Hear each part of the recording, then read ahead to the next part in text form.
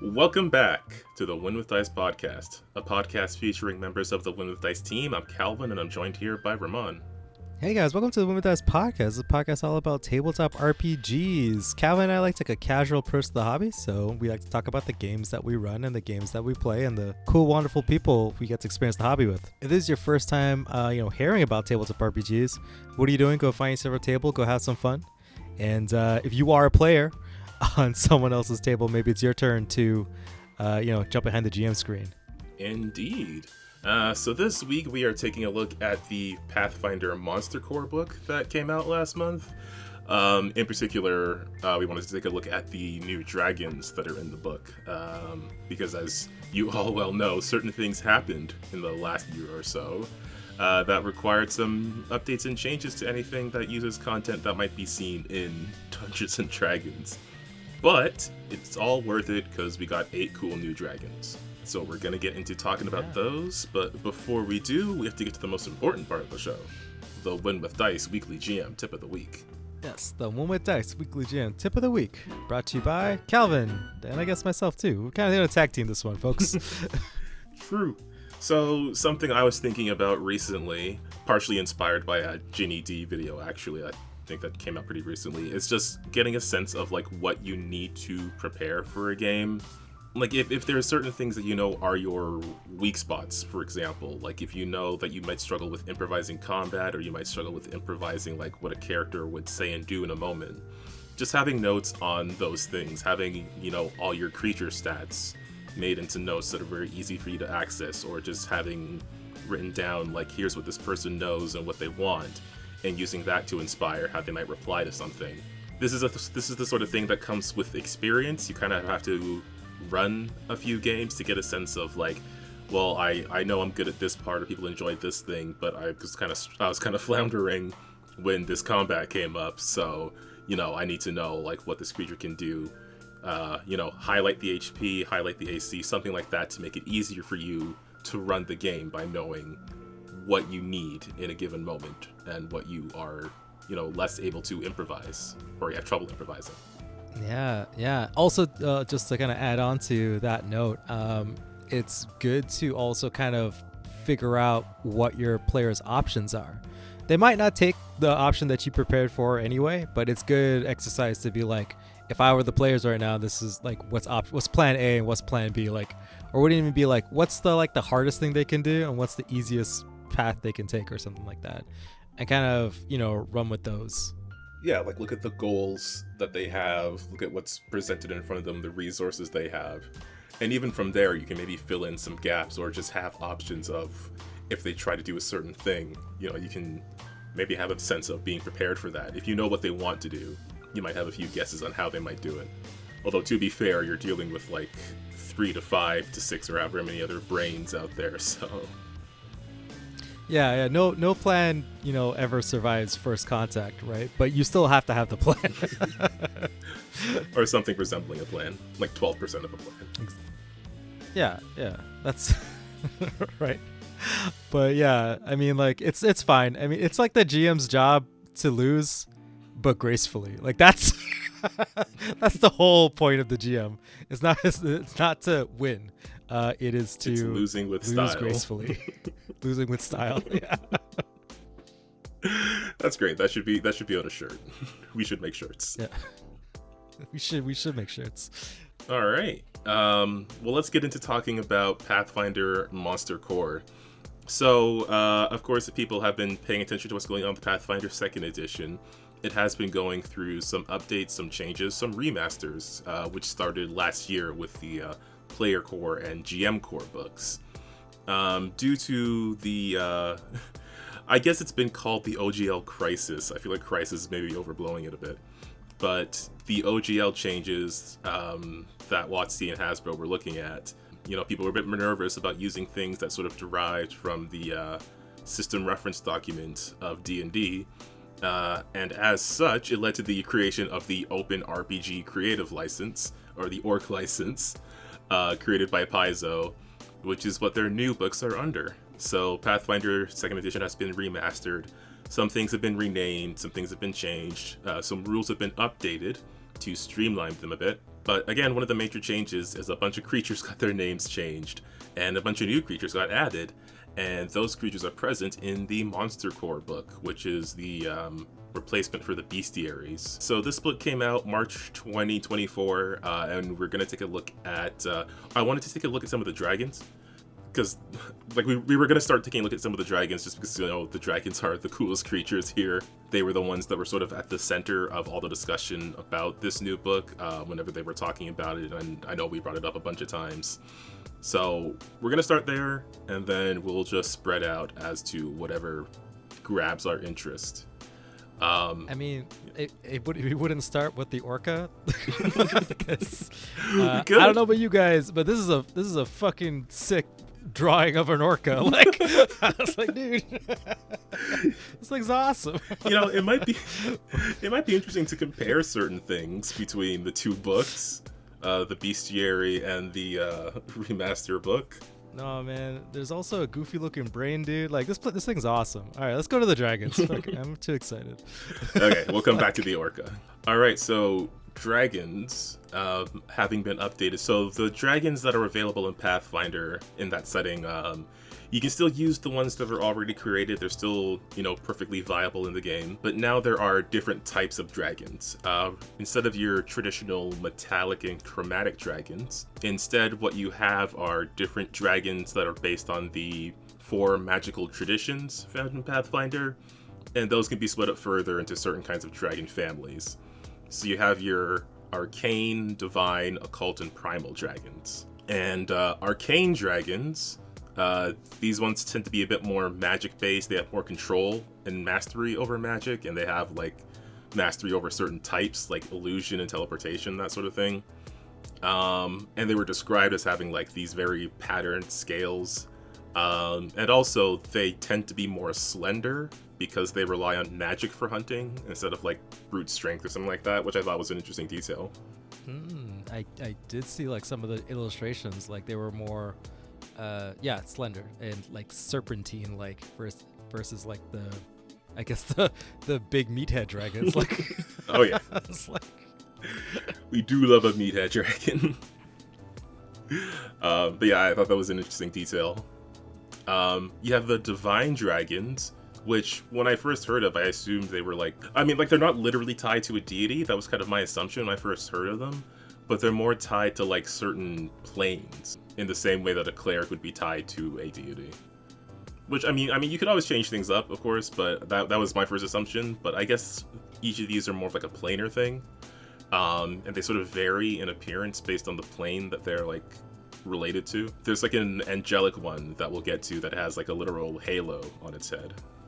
There's also a demon one that has a literal demon on its head. Yeah, the demon dragon is pretty metal. It is. I was like, did you just kill somebody? I just wear him as a hat? Jeez. It literally looks like that. Yeah, man, it's badass. There's your occult dragons. They're unusual, they're strange, they have weird patterns in their scales, and they use weird magic. They're also more likely to interact with other creatures than the other dragon types. I feel like these ones are going to be the ones that are more likely to blend in with society and create their own schemes as a illusion of a person, and then just tear stuff apart without having to lift a finger or a claw, I guess. Mm-hmm. And then you have your big boys, your primal dragons, which are larger and more bestial. And they tend to be influenced by the sort of habitat that they come from. They tend to blend in with it. And then from there, things split further down. You have your outer dragons, your space dragons, that for me I first heard about in Starfinder, but there are a bunch of really cool ones in some of the other Starfinder books. And then you have your sky metal dragons, which are made of different types of metals. And yeah, again, in this section of the book, there's all sorts of stuff for they have sidebars of different details, the layers the creature would be in, or for these spellcasting creatures, it has the list of spells in the sidebar, which I kind of like, just because I feel like it's easier to read, especially for the dragons that have a lot of stuff going on. I like the spells just to one end, because that's basically just a list of spells that would kind of get in the way of the other creature abilities.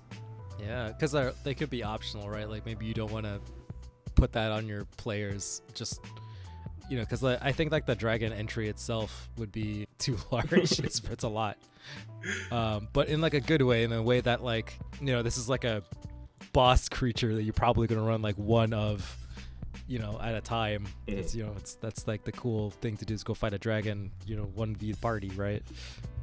I feel like a Conspirator Dragon could be a whole big bad evil guy. So let's go through all the dragons, but I was looking at the Conspirator Dragon, and as cool as the other ones looked, that was the one that I most felt like a campaign could be built around, so long as the players are unaware of it. But yeah, let's start with the Adamantine Dragon. It is one of those sky metal dragons, because it is made of a sky metal. And these dragons, they start off with tough scales when they're young, and then those scales turn into the sort of metal, or like they start resembling that sort of metal. They sort of draw that metal into them like a magnet, basically.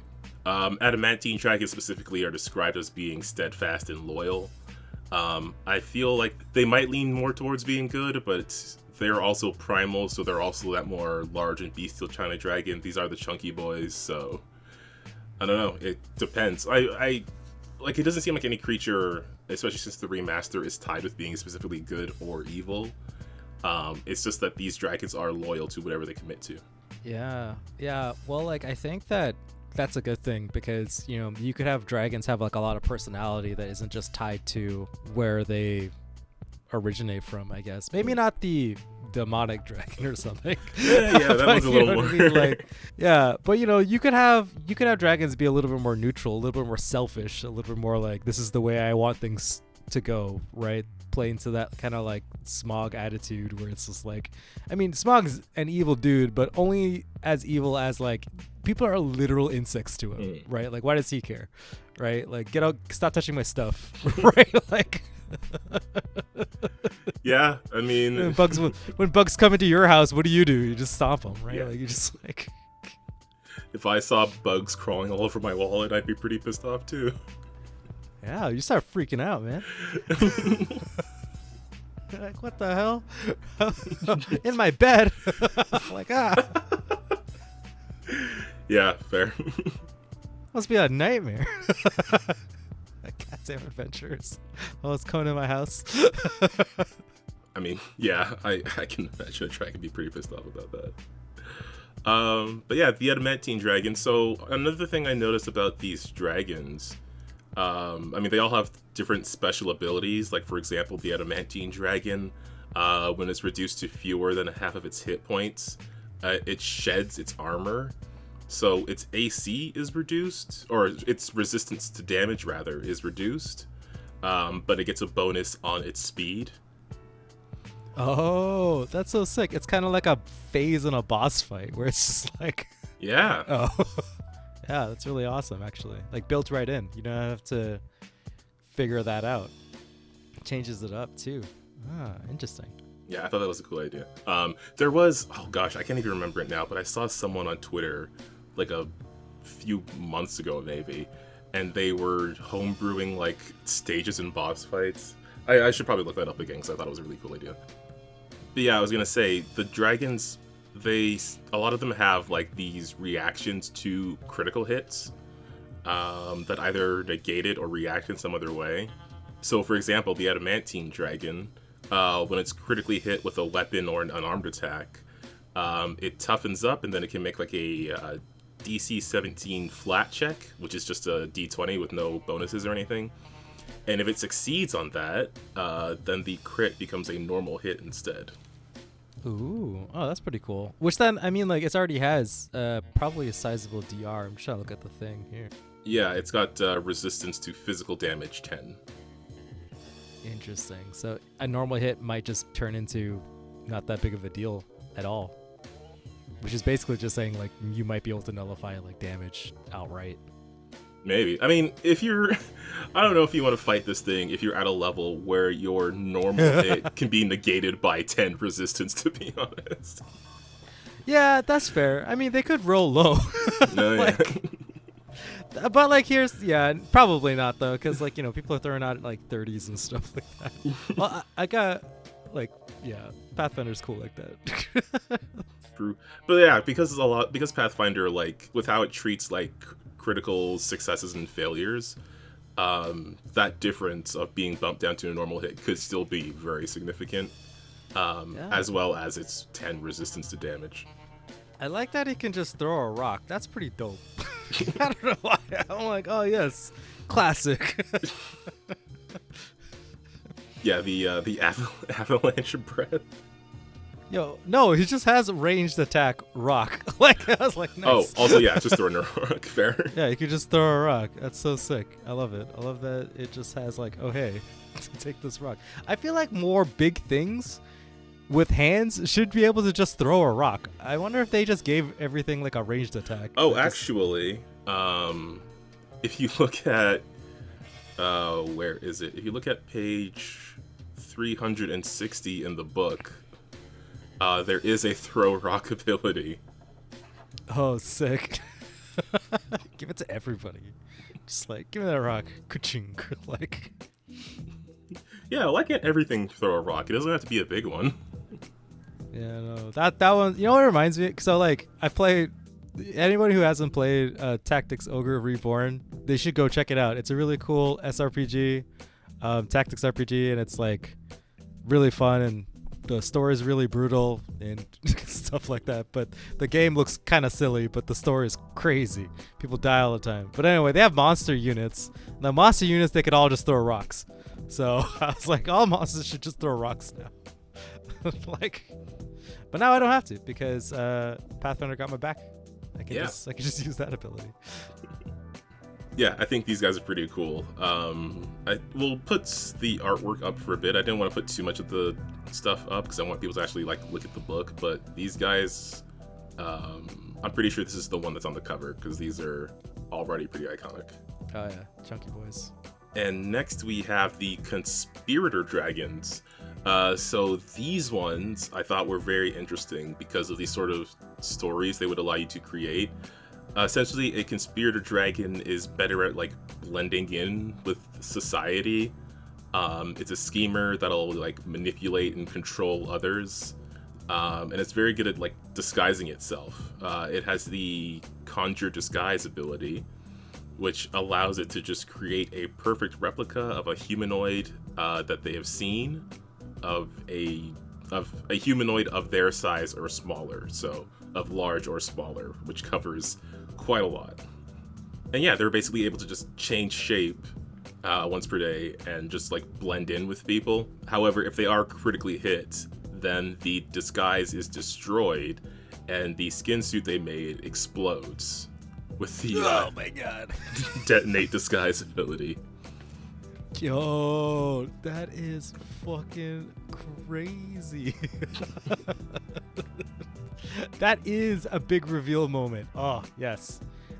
Definitely the Pope is a dragon. Immediately the Pope is a dragon. Like, don't even have me right now. That's so good. Yeah, man.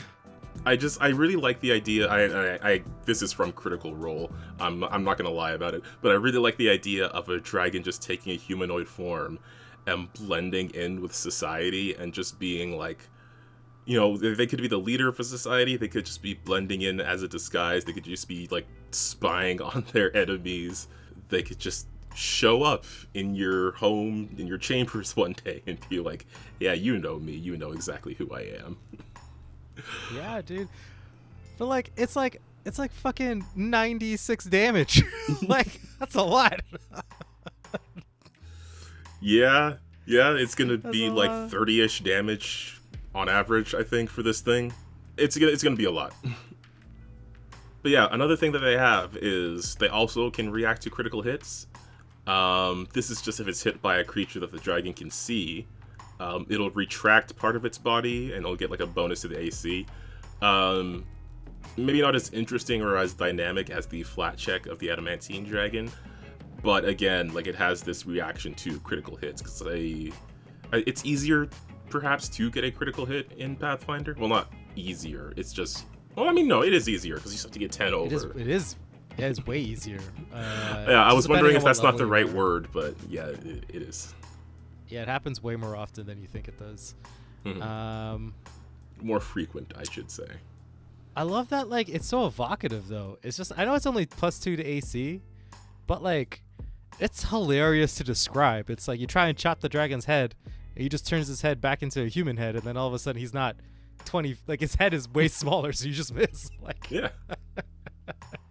It has this weird kind of, like, body horror. Like, it's like, oh, God. Yeah, like, I just, oh, sorry, go ahead.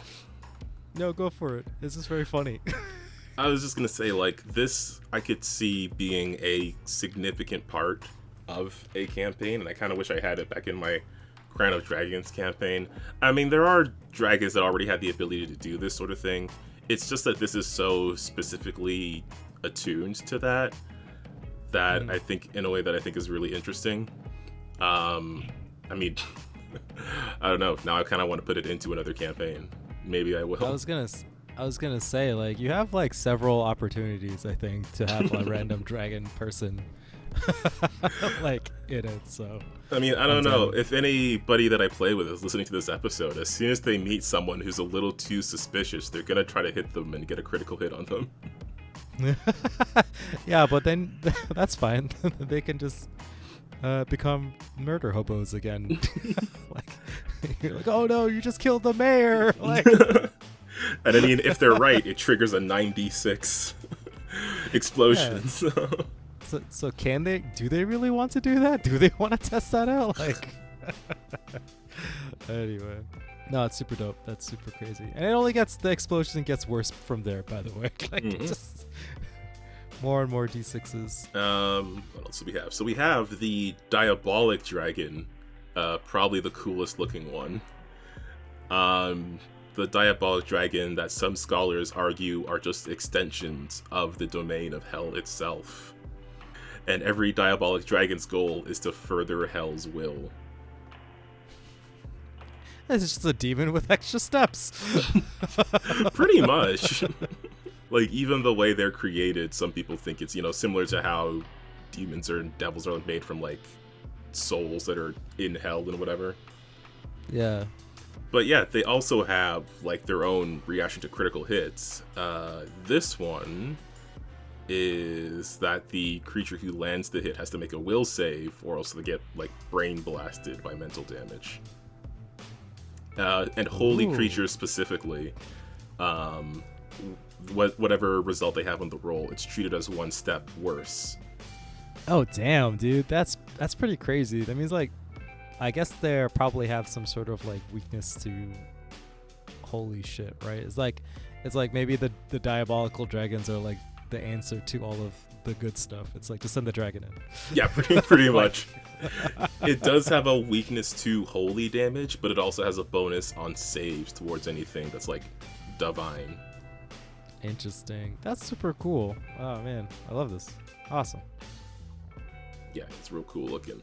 And it has literal hellfire breath, which it's like fire but worse. Yeah, but it takes, anytime it does fire damage, it just does spirit damage instead. That's wild, dude. Like, just burn your soul, like, shit. Yeah, if you would be affected worse by having spirit damage done to you, it just does spirit damage instead. Yeah. Also, I'm pretty sure that this dragon, like, the drawing is a Berserk reference, I'm pretty sure. It feels like this thing just came out of Berserk, and it's just an apostle. Ugh. I don't like it. The image used here is the great diabolic archdragon Azadar, which serves Moloch, the general of hell. So, again, very metal. Yeah, seriously, dude. Super cool. Actually, it also has a pretty cool backstory. Like, this dragon, like, marches with the armies of hell, but also, like, goes out and just tempts random mortal warriors with promises, and then when they die, they get conscripted into the armies of hell. Oh, that's so awesome. I would love it if, like, this dragon, like, maybe you could have like a dragon, like, be a part of like a bad guy's army, but only to have that bad guy fall and then get that guy conscripted and turned him into a demon. Yeah. That's like that'd be really cool. Where it's like, you know, you get to do the cool thing where the bad guy's riding a cool badass dragon thing, and being like, why is this dragon, you know, being partnered with this asshole? And you find out it's all for the souls, man. Because like, I gotta imagine for the dragon's lifespan, that's just like, yeah, I'll work for this guy for like a week, and then when he dies, I'll have his soul forever. Yeah, for real. Oh wait, I think I might have been mistaking the Conspirator Dragon for the Diabolic Dragon. I definitely didn't read. But still, really scary, really awesome. But the Conspirator Dragon actually looks hella crazy. I was like, I see what you mean. Yeah, okay. Yeah. I was like confused because they both look really metal. Yeah, I'm still thinking about that Conspirator Dragon. We also have the Fortune Dragon, and this one, so it can draw on magical energies around it, which makes it an arcane dragon. And sort of like how the Sky Metal Dragons, like they're sort of magnetic, like this one is magnetic, but only to like valuable objects like coins and gems. This is the one that'll have a very big hoard, I think. But it had an interesting ability, I thought. Essentially, it requires for the dragon's body to be covered in riches, and then it just like, it shakes its body and it sends coins and gems and other riches just like flying everywhere, doing bludgeoning damage. And then to reset that ability, it has to dive into a massive pile of treasure. That's so funny. Oh my god. That's like, you just Scrooge McDuck the dragon. Like, oh, nice. I'm into it. Yeah, I think this one's really fun. Again, I'm picturing this one. It has like, it'll have that big, you know, swimming pool of money that it dives into. And I mean, like, more literally, because that's how it powers itself. Mm-hmm. It can also capture a spell, which I think is an interesting ability. So, like, when it succeeds on a saving throw against a spell, it captures a portion of that magic. And if it's successful at counteracting it, then it regains a spell slot. Oh, that's so cool. It's like it's captures the good vibes. You're like, oh, I'll take your magic, please. Just freaking eats your spell. Yeah, and then just spits it back out. That's so awesome. Another one that I think has a really cool look to it is the Horned Dragon. And that one feels more like a sort of a foresty kind of dragon. It feels more like a classic, you know, big dragon attacking vibes, because it is one of the primal ones. Yeah, I mean, like, it looks like the old, just straight up green dragon. And with the Horned Dragons, they are more animalistic, they are more bestial, and they do have them big old horns. But they're also, like, contemplative. They have a fixation on knowledge and self-discipline. Interesting. So maybe you could, like, that's a cool description, because you can probably, like, bargain with them. Yeah. I'm kind of thinking like just hearing the description of self-discipline specifically, it has me thinking of the Pathfinder deity Irori, which my new character that I'm playing in our Rune Lords game follows. So I'm kind of just picturing like this monk dragon, or a dragon that teaches monks. I don't know. There's something there that I'm pulling on. I don't know what it is yet. In the forest, he just does kung fu on you. Like. Yeah. You want to get some martial arts training, you have to go learn from this dragon. You have to prove your self-discipline. Yeah, true. Ooh. But yeah, it does have another reactive ability, but this one is more like someone moving within its space, more like a reactive attack of opportunity sort of thing. But it's able to strike at a creature and disrupt that creature's action. It just strikes with like a -2 penalty. The one thing I'm disappointed in, it doesn't throw rocks, so I don't know. No. I don't know, man. I mean, it has a horn, so its head is a rock. I don't know if that counts. I don't know. I might have to put in when I run this, it's gonna be throw tree, and it just throws a tree at you. That would be pretty fun. But what it can do, when it charges, it has the ability called Impaling Charge. So it attempts to strike a foe, and if it does hit, the target becomes impaled, which is, mechanically, that means that it's grabbed, but also you're freaking impaled by a dragon. Yeah, like being like hoisted up and shit. Oh, that sounds awful. Yeah, it's basically like you could simplify it as, well, it does include a stride, actually. So it's like a stride and a strike and a grab in 2 actions, but it sounds pretty brutal. I kind of almost wish it, well, the horn does a lot of damage, to be fair. I kind of wish it did more, though, than just grab, since you're, that's impaled. That's true. You're being impaled, so... Although maybe I'm just underestimating, the actual damage of the horn, especially with the higher level ones. Well, it's a D12 plus 7, and then, you are adding plus 18. This is at the lowest level, so, you're looking at, a 38 to crit, the maximum. So, this is CR 8, so, AC-wise, I don't know. It feels like everyone's AC would be somewhere closer to, high 20s, right? So this thing's gonna crit you, probably.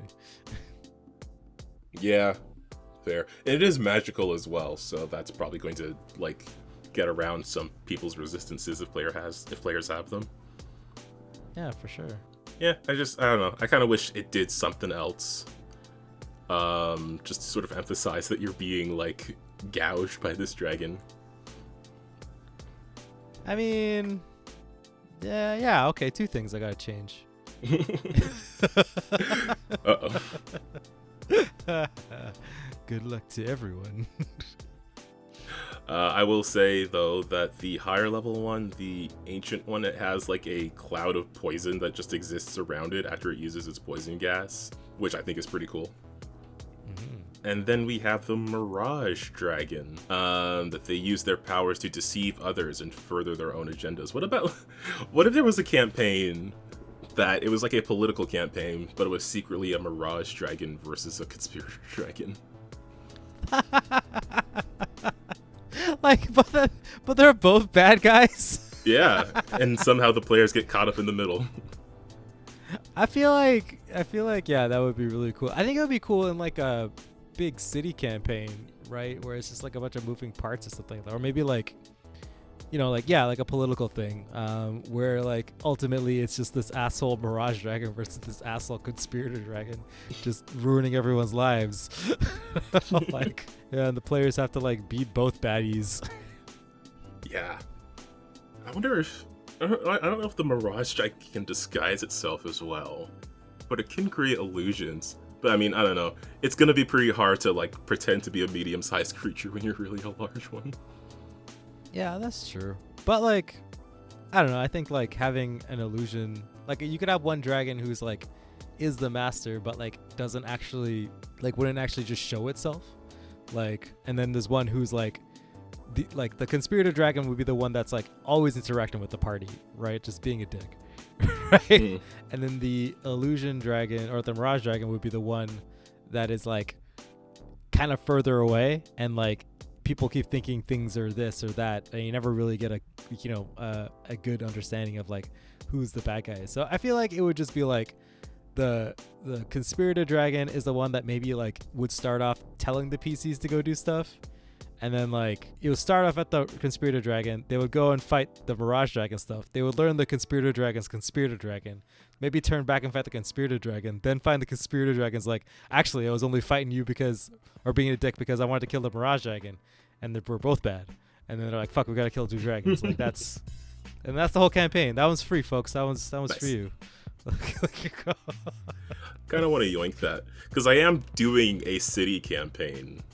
But I'm doing that with the people from my Crown of Dragons game, and I kind of wanted to get away from dragons for that campaign. Just bring them back!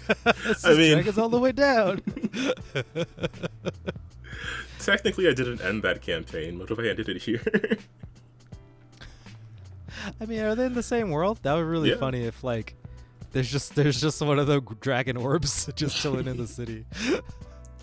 It has been very tempting to do, to be honest. Maybe after a while, maybe I'll let this campaign play itself out and let it build its own story before I turn it into the finale of a different campaign. I know, right? But yeah, these guys, they have hallucinatory breath, which is that they breathe out a cloud, and of course, dragons always have their breath weapons, but this one is, very interestingly, actually, this is a breath weapon that does mental damage and requires a will save. It does emotional damage. That's certainly how I'm seeing it. Like, if you get caught in the hallucinatory breath, then you're just like, you feel like you're being burned or hit with ice, or you're just seeing like your most embarrassing moments all replayed at once. and it's killing you. Yeah. No, that's super cool. Yeah. I kind of want to do this campaign. If one of my campaigns ends up feeling like this, it's probably this. Yeah, this is exactly why. And then lastly, we have the Omen Dragon, the Fate Dragon. Omen Dragons are bound to see the future at all times. So they have like it's described as visions of the future hound them like a quiet song that never stops playing in their minds. Like a literal earworm that's just the future. What? I just read the dragon's counter ability. It's like, it's what the dragon is targeted by an attack. You just say the attackers roll, they get disadvantage. They're just like, yo, actually. Yeah, the challenge fate ability. Again, if it's hit by attack, it can react, and it's just like, I don't think that happened. I don't think you hit me. Actually, it's before. This one's different. This one's like when you're targeted, but still, it's just kind of like, if you want to line up some sort of big nonsense, you could just be like, no, actually, that was a different timeline. Yeah, I think that's really cool. They do have a walk the timelines ability, where it splits into two versions with different fates. Each copy strides or flies from the current space, then takes an action. If both actions are attacks, they have the same attack penalty, blah blah blah. And then after the actions, the dragon chooses one of the two as its actual destination, and then the other one disappears. Which is wild. That is so fucking wild. I love it. I mean, yeah, I'm glad it's once per hour, but I mean, like, jeez. Because that could be like you just do that right off the bat. You have the dragon that has its full like attack roll. If you just make 2 attacks at its full attack bonus, that's pretty brutal. Wait, can it flank itself? Ooh. Like, what? That would be interesting. Huh. I mean, it doesn't say that it can't. It doesn't say that. Yeah, true. Who knows? That would be cool if it did. I mean, that feels excessive. Just have someone get attacked by 2 of the same dragon at once. But I mean, excessive or awesome? Yeah, you're right.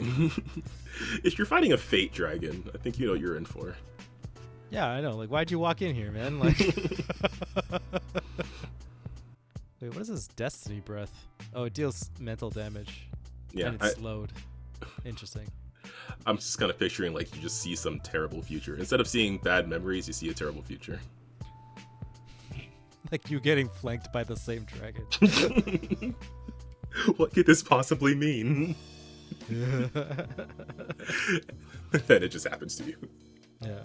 Yeah, so a lot of cool dragons in there, a lot of cool stuff. Again, like there's some really interesting creatures here. I just wanted to start with the dragons especially because I find them fascinating, and I would love to do this Conspirator versus Mirage campaign, and maybe one day I will. We'll have to see. I'm gonna put that in the back pocket for now. Alright, so I did want to try to compare some things. I was looking at the Duragar, which have a new name now, but only just because I noticed they have a new name, which I wasn't aware of before, and we've dealt with some Duragar recently in one of Tim's games. But we could also look at the Orca if you want to check that out. No, absolutely not. That's fine. But what I will like to say is I do appreciate that they just put in, this is a dwarf. Like, Which I think that like having the races as classes as like enemies is like a really good thing. I don't know. It's kind of nice to just be like, this is a dwarf warrior here, and like, cause so many times it's like you just reskin like any old humanoid, right? But I'm glad that they added it in here. Yeah, I like that they have the tag. I think it would be cool to have like a template for it or something like that. Like, I don't know if you knew about like the creature building thing in Starfinder, but it was basically just like layering templates on top of each other, and then you end up with a creature of whatever level you want with whatever traits you needed to have. I think that sort of tool exists for Pathfinder, but it might be in the GM book. I might be not remember. Well, it does sort of exist, I'll say. It's just not as simple as put these templates on top of each other. Man, they added like a lot of cool new stuff. Oh, I love like they did with the I forget what they were called before. It was like the little elemental goblins, like mephits or something like that. Yeah, the mephits. They've been renamed to scamps. Yeah, I like scamps. I like how they turned them into little goofy bat dudes. Like before, they used to look like kind of like little demony dudes, but now they just look just goofier, like silly little guys.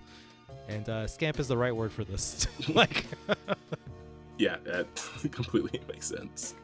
Yeah, holy shit, dude. And like, they also added like a bunch of images for like the elementals that are like, I guess like just the different elemental types. Because I always liked the fact that like Pathfinder was like, oh, like elementals exist, but also like this is a specific one called like a brine shark and stuff like that. And I think we saw that a lot in the elementals, the Rage of Elements book that came out, where it's like you got all these different types of elementals. But yeah, like stuff like the brine shark is just like, well, it's just like a shark, but like it's white out of water. Yeah, the brine shark was pretty sweet. I don't remember if all the ones that are here were also in the Elements book. I think they were. Because I remember like they even have an image of the Sodhound, which they never had before, and which is super dope. It's just like a dirt angry dog. Angry dirt dog. Yeah, angry dirt dog. Just super cool. Yeah, these scamps are remarkably cute. They're really good. Oh my god, all of these horrific stuff. It's just like the flesh warp stuff looks horrific. I don't even know what they are, and they're hard to look at. Oh yeah, I did come across some older art for these guys when I was doing more aberration stuff, but I think some of the art's the same. I think the Grothlut is the same, but the stats may be different actually. Why? I don't know. I just like that. I'm really getting into why they're adding like just like the Pathfinder races as like a monster entry, because you could have like a first level party like immediately, like just like, you know what I mean? Like this is a CR whatever one party that the players have to go kerfuffle over. Yeah, and I think we talked about this before with some other stuff with regards to Pathfinder, but just like how evocative it is, how it sort of inspires ideas of what to throw at your players. And yeah, also just looking at some of the other stuff here, just like the halfling section is just like, here's what a halfling could be. Yeah. And then you increase it from there. You put other stuff on it from there. Yeah, I mean, we really got to go look at the Hags eventually. The Hags are, whoa, dude. They really, they're like, you like witches? Check this shit out. Oh, the sweet hag. That's new. Oh, no. Oh, no, indeed. See, now I am missing my Crown of Dragons campaign, because I had a whole hag mini arc going on in there, too. Yeah, and all of these, all of the, I guess, I mean, all monsters are scary, right? But some of these truly terrifying stuff, I like that the hags don't look like, I mean, some of them do. I mean, the the sea hag looks fucking crazy. It's just like Ursula, if Ursula was just actually a demon, which I think is super awesome.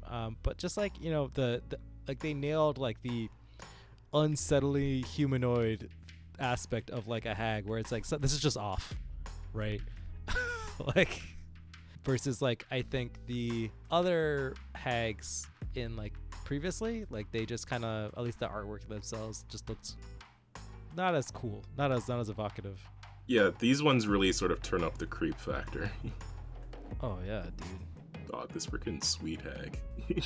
I know, you stare, it's like staring into its eyes. You're just like, no, get away. Something is wrong here.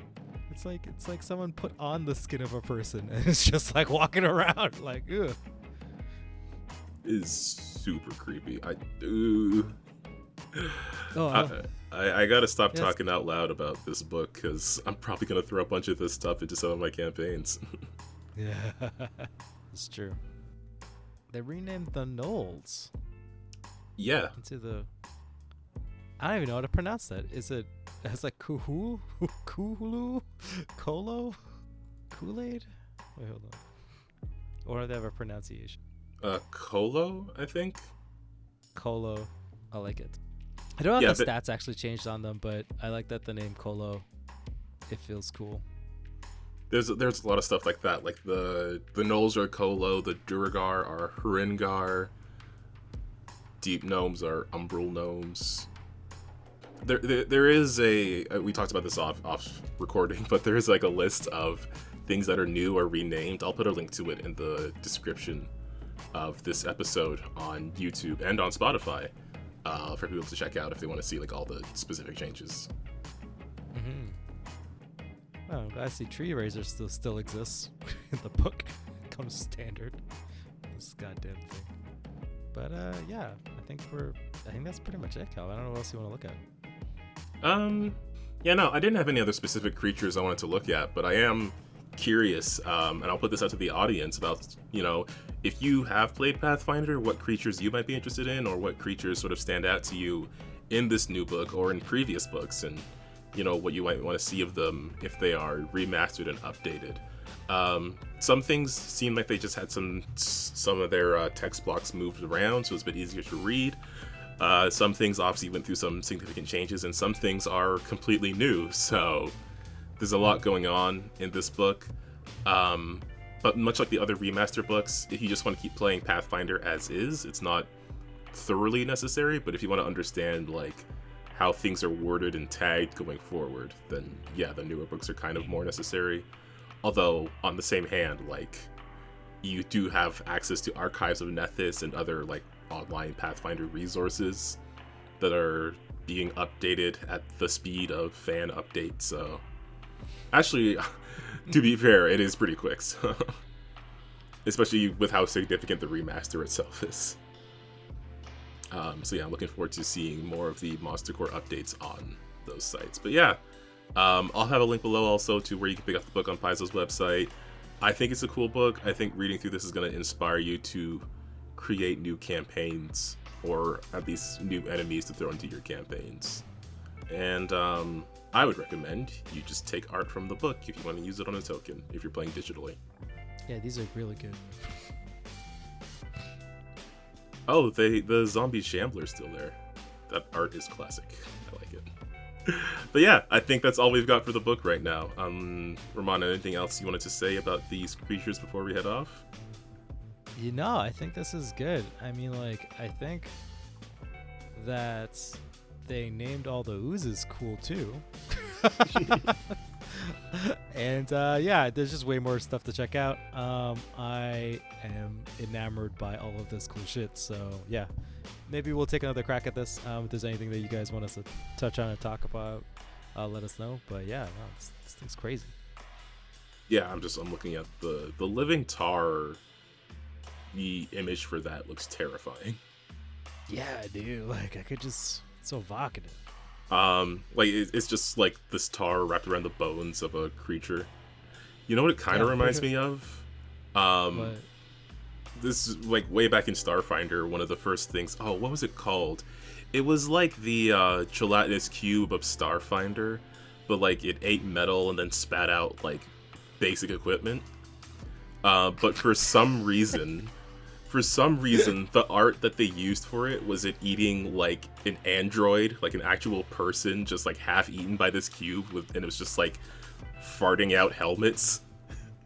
Like it was disassembling it. Like that's so funny. Like it's just like a rogue cloud of nanomachines just doing its job, but it's just so stupid. It doesn't understand that it's hurting stuff. It's like, I don't know. I gotta make these helmets. Like under other circumstances, it could have been something funny, but it was just like terrifying for no reason.